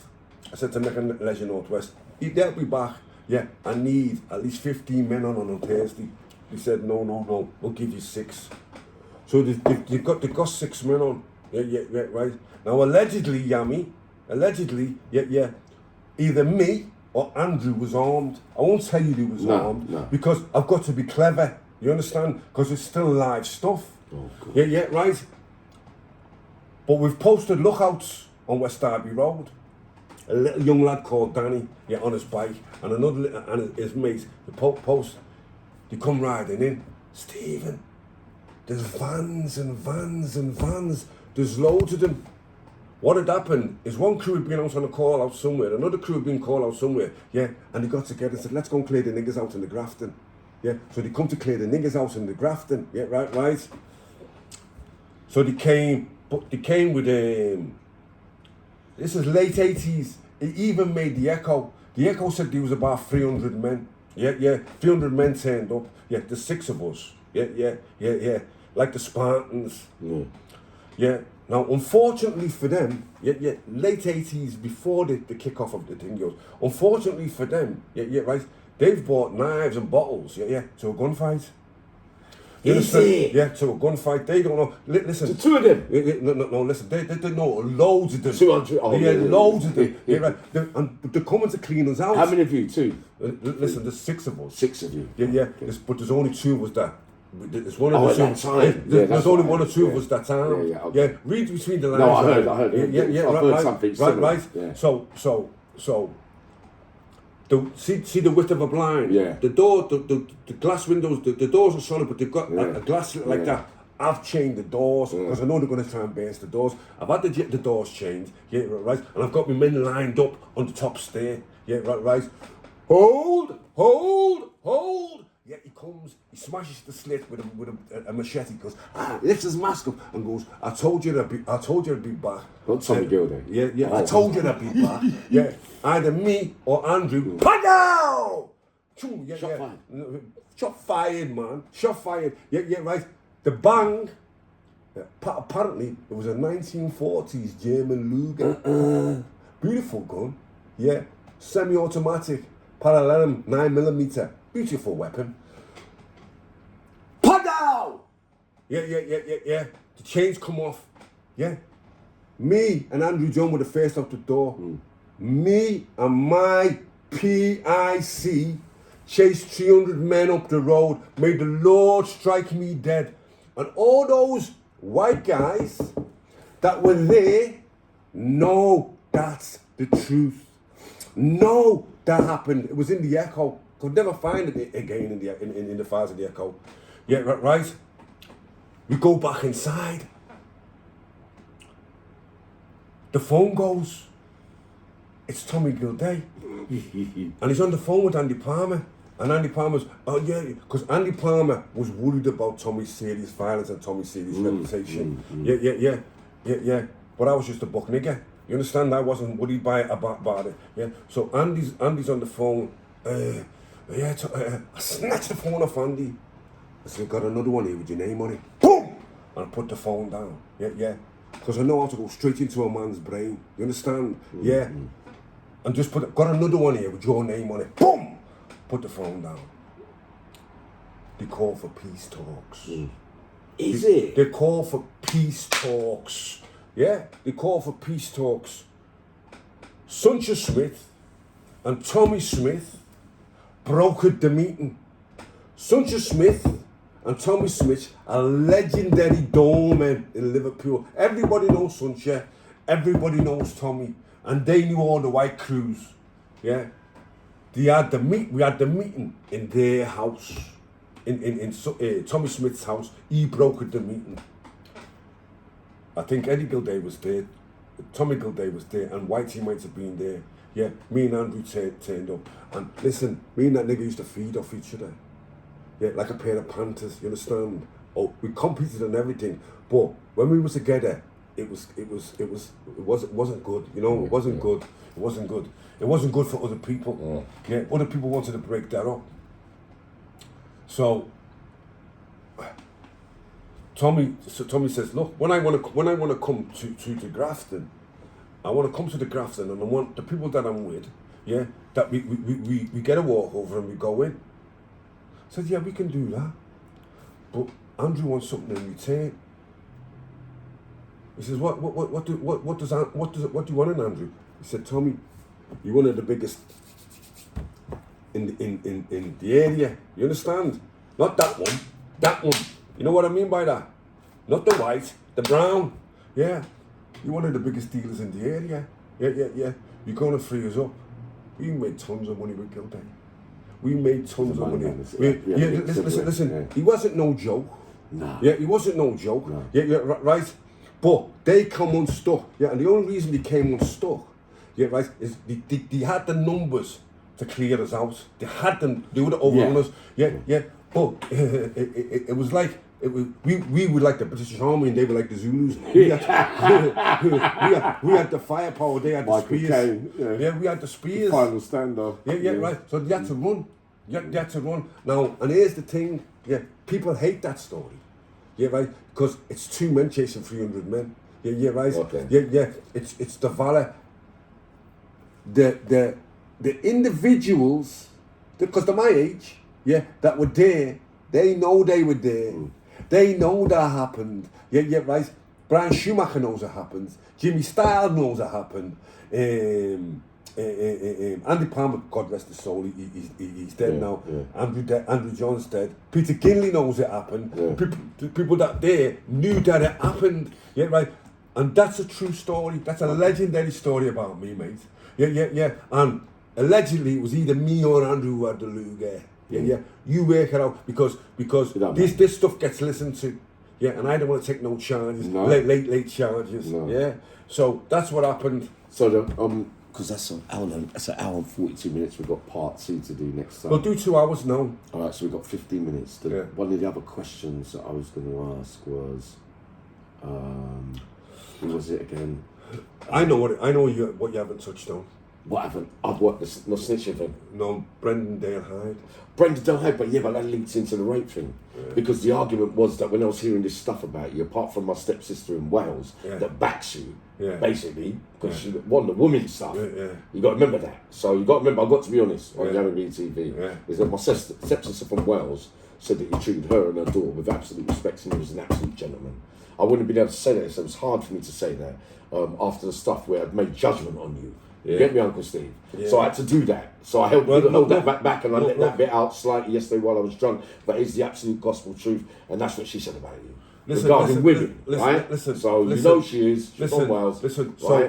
So the rape couldn't even make a case. Rape couldn't make a case. Listen, now what you got to understand is the reason I told him in my interview I was going to stop it before trial because this is what goes on in Liverpool. Yeah, Tony Blair did this. Yeah, right. He allows prison officers, probation workers, and even policemen to be on the jury. Yeah, right. And they're all Freemasons. Yeah, right. And they would have been on my jury. I couldn't get a fair trial in Liverpool. Would have been ruined. Yeah. I wasn't going to get and I knew that I had to stop. Really nothing there, though. No. Listen, I was being railroaded. Yammy, listen to me.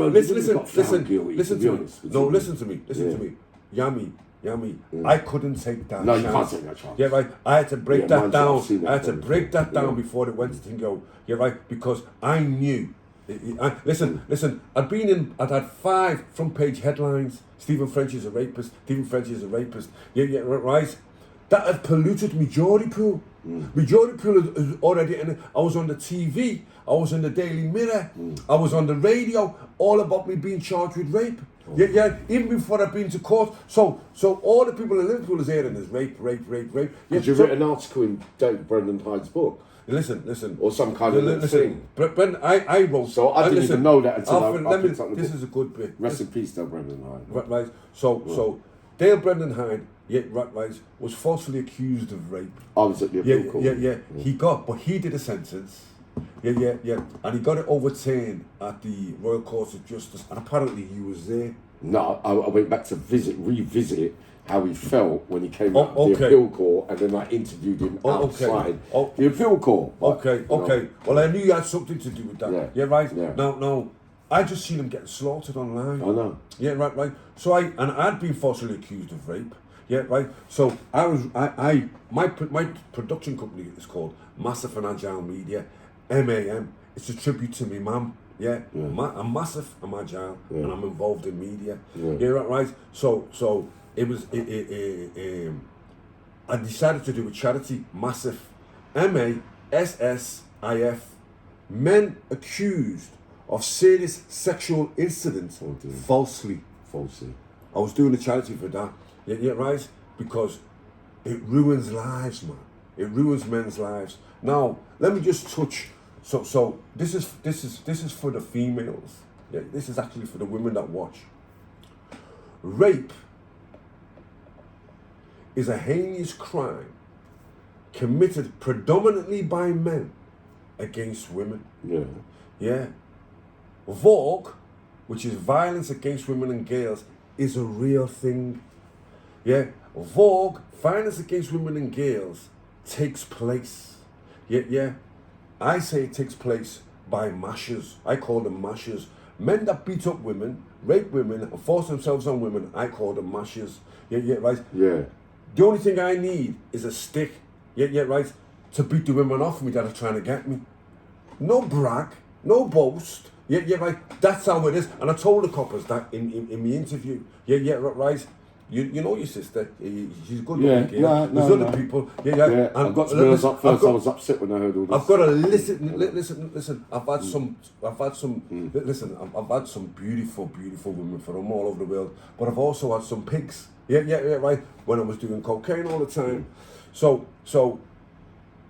rape is committed by men against women, but there's another crime that's committed by women against men and other women. And I wrote the foreword for this book.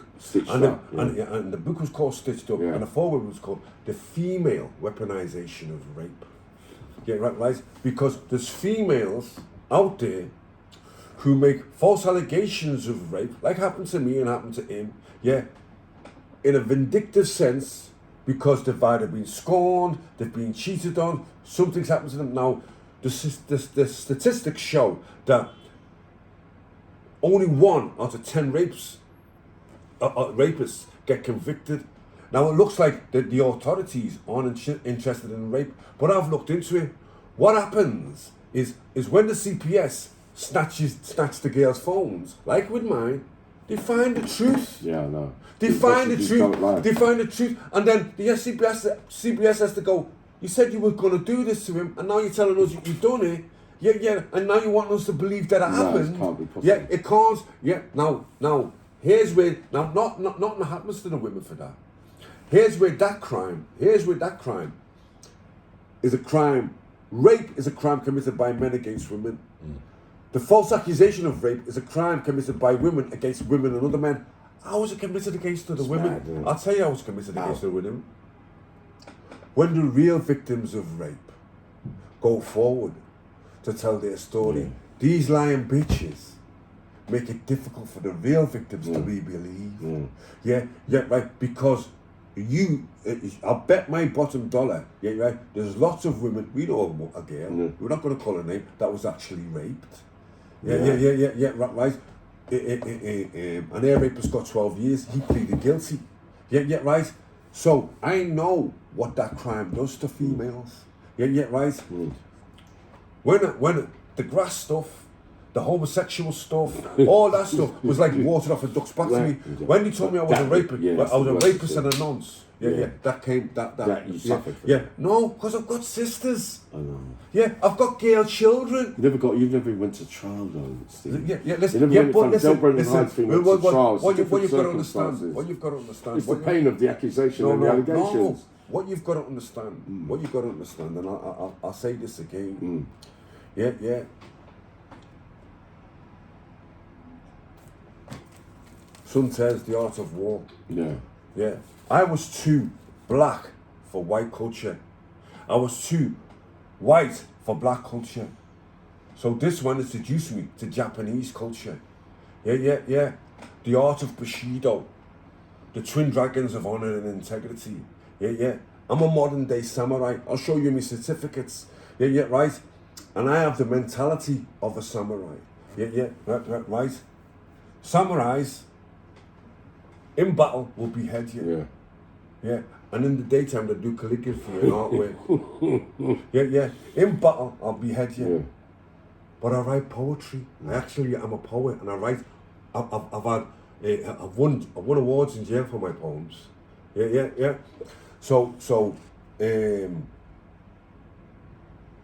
I look at it this way. Women are to be loved and cherished along with children. Your enemies are to be vanquished. I've vanquished all my enemies. Like I say to this guy, what's his name? Fraser Foster. Yeah. Come and sit here like this, man. And tell me, look at me in the eyes like this man's looking in the eyes, and tell me you knocked me out. Sit there. Frank Frost, yeah, Frank. Sit there and tell me, because I don't believe this person online is Frank Frost. Yeah. But if it is him, if it is him, get in touch. Yeah. Cool. It's the same with the grass stuff. Bring your fucking statements. Bring the person forward and go, Frenchie, dub me in, made a statement against me, and I was put away. Yeah, right. Because I've seen big names from Liverpool stand in the dock and call a friend's name. I've watched them. I'm not going to call the names, of course, cause all kind of murder. But these people are the people that say that I'm a snitch. You understand? Yeah, right. So the final question. Yeah. You and Curtis Warren. The greatest of all time, Curtis Warren. So Curtis, me and Curtis have got a very strained relationship. Yeah. We know each other. We went to the same school together. Right. Yeah. He was a couple of years underneath me. Yeah, right. And Curtis started the rumor that I was a snitch, but used to listen. But used to serve me. Yeah. Used to serve me. All that's in my book. Everything about that is in the book. Yeah, right. Yeah. I was pulled, and I said, you've changed everybody's name in the book. Why didn't you change Curtis's name? I said, because he's been convicted for selling cocaine, so there's nothing that he can do over him and that. Yeah, right. And it was payback for starting the rumor that I was a snitch, because he started it. You understand? Yeah, I know he started because I pulled him. We call him Mary. Yeah.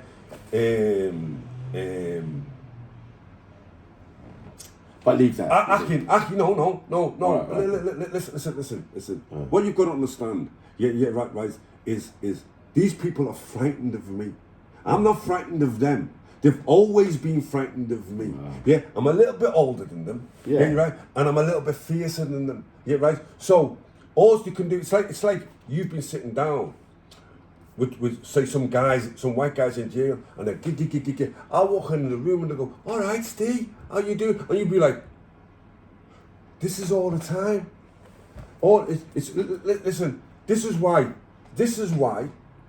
the first thing when I open this thing is I respect you for sitting there, yeah, and giving me my opportunity to give you my side, yeah, and here's the silver lining in this relationship. Yeah, right. Because if what is saying is half the honourable word, yeah, right. Yeah. He's gonna say, I don't know, Stephen French. Yeah, right. Yeah. And then with that key, I start undoing all the other rubbish. Okay, we'll Yeah, save yeah, that for yeah, part two. yeah. We Right. start doing all the rubbish. Okay. So we haven't Yeah. shook hands. No, big man, look, the only thing, I'll tell you, be honest with you, Yeah. I ain't apologising over somebody else's story with the wrong same thing. I'm apologising for threatening and swearing and lying I'm going to blow your head off last night. Respect Listen. you. But until Warren Slaney says to me, Wait a minute. But I do believe you. Wait a minute. Wait a minute. I do believe you. So then I got from Darren Webster's like intervening. I got from my. Wait a minute. Can I ask you a question? Go on, then, ask me. Have I asked you for an apology? Nah, you ain't. Have I asked you to take the video down? No, you haven't taken it. Yeah, right. Yes, true. Well, listen. On the messages, yeah, right. Is it my voice? No, it's not. Yeah, right. No. Did you get a number for me off Billy? Yeah, I like Billy. Yeah, so do I. Did you get a number off me off Yeah, Billy? I did. I voiced note. Listen. No reply. Listen. Yeah, but it wasn't you. Yeah. Did Billy ask you for Warren's number? Yeah, I never gave it to him. Yeah. Well, listen. They're the things I did. I know And what I said about you, I've read to you. Yeah, right. You did, Looked you in your face and I've read it to you. Yeah, right. Anything else? Yeah, it's window dressing you and looked bollocks. after me. Think whatever way you did it, you treated me. You took me for dinner. You looked after me. You made sure I got back thing and forth safely. The only thing that I was worried about was the way the conversation ended on the phone and that you gave me an address to come to. Yeah. And plus I was drunk yesterday and alcohol. My head ain't been right this week. So I read it wrong, Uncle Steve. But at the end of the day, your hospitality, you took care of me today. It was a proper job. Well, let me I got back up from my stepsister over those things, those other allegations. The thing that I query, still, I believe exactly what you say. I believe the fight didn't happen. Right? Either way, Warren Slaney's still got to answer. Yeah. That means I've got to say Darren Webster's mistaken. Yeah. No, he's lying, bro. All right. He's not mistaken. Okay. He's making stuff up. Okay. Yeah. Like they're not mistaken when I'm a grass, they're lying. Okay. This is what I'm attacking. The line when they say I'm a homosexual. The line when they say I've never heard that one, Steve. Listen, I've got homosexuals in my family. Oh because of the and I get the blame for their activities. But I've never heard that. Man. Yeah, right. Oh, listen. Any mud you can sling at me, you sling at me. Yeah, right. Because of my ferocity. Yeah, right. But I'm in a different stage in my life now. This is why I invited you to my house now. And now that we've had that conversation, I ended up being late for picking you up. I said, come to the station, and I pick you, right. So then, but I phoned you straight away because I knew what would be in your head. Yeah. I knew you thinking, this guy said to me, he's not here. He's got me as a sitting ducky, right. I turned up with my slippers on, right, because I never had no violence in my heart for you. I wasn't annoyed with you. Sorry. I was annoyed with you when I thought you were saying that you was the person. Then I had my card marked on that and said, no, he's not. And then I seen the Darren video. Right. So then I dressed back. Right. Then Steve, I could be your older brother. You are. I could be. I changed my tune. I've never met somebody because I'm looking at you. I looked at you on Atwood a couple of years ago. Heard what my stepsister said to me. Heard about what my cousin said to me from North London as well about you. I wasn't really feeling you, to be honest. I didn't like the fact that you'd be with my stepsister in Wales, but she speaks highly of you and her daughter and certain things. Just quiet relationship. Other side of the coin, I was getting bad things, and I said I don't like him, you know. So when the Slaney thing came out, I was thinking, well, is it? Okay, then I don't like him anyway. Which wasn't professional. But at the end of the day, if I'm wrong, and if they're wrong, and they're also lies, but at the same time, meeting you today, I realised my mind's changed. I've got to go along with that. Listen. Probably back in the day, maybe you might have moved. So, Uncle Steve, I already know what it is. In order to have a go at me, you was presented with a good metaphorical bullet to fire that would cause you no problems. But would lick me. You get me? And the only thing that licked me out of everything you said, right. The only thing that licked me, is when you said I wasn't your cup of tea. Right. Because I can't say to you, you're saying that because you're a white geezer. Nah. I can't use that because I know with most of these, it's white racists. Pretending. They can't come on there and say, you're black cunts, I fucking hate, So they come on and say, you're the grass, you're this, you're that. But I can smell them, bro. I can smell. I've fought them my whole life. I know you have, Uncle Steve. But listen, Steve, about that, that's about me and your relationship, man. All I know is I changed my tune today. All right, Big Don. I knew And you then when we would. do our part 2, there's about 1 million questions I had to go to, but we took a bit long on the first hour and 10. Obviously, I mean, like to keep it swift and things for the views, and you've done that. You delivered what you had to deliver. You spoke the absolute truth on everything. I believe so. And apart from that as well, as an older brother, obviously me and you linked a lot for life and all that as well. And I learnt a bit of my way's different from yours, but you're a bigger man for me. You've been in the game longer than me. You was in the game longer than me. You was from that side of town and from this side of town. Anybody's got anything to say about me, bring the receipts. Bring the receipts. It's like you say I don't know Terry O'Neill, he's not my friend. He brought me this book, The Art of War. This is the inscription inside it. To Stephen, best wishes from yours always, Terry O'Neill. These people sit down and have food with me. Terry Ellis. I call him skid marks and no marks. He doesn't know him. He wouldn't have nothing to do with him. He doesn't know Mike Tyson. He doesn't know Evander Holyfield. And I've had them in my house. I was surprised by this because I was thinking this was a death trap for me today. But Uncle Steve, don't worry about it, man. We've got to do part 2. I love you, my boy. You're the greatest, right? Everything cool. All right, look, I'll be up later on, right? I know it turned out all right in the end.